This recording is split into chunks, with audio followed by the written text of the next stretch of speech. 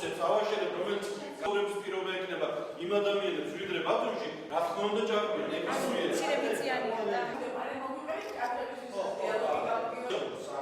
ანუ სახლი იმ ადამიანებისთვის, ვისაც რა შეიძლება მიწას, მე მგონი თქვენ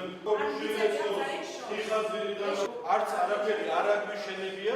ესენი არის რაიონულ ცენტრებში, ეს არის სოფელ ვაშტოვი.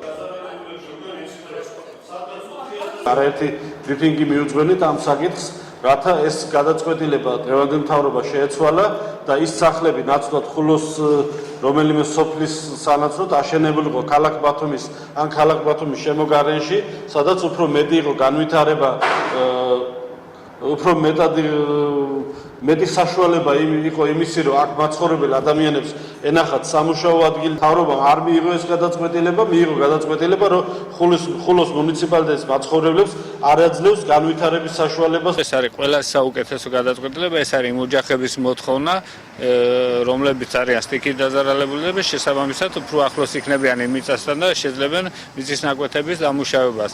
ეს არ გაკეთებულა ზეპირად, ეს გაკეთა ხალხის მოთხოვნით, ხალხის საუბრით და შესაბამისად ეს პროექტები გაგრძელდება.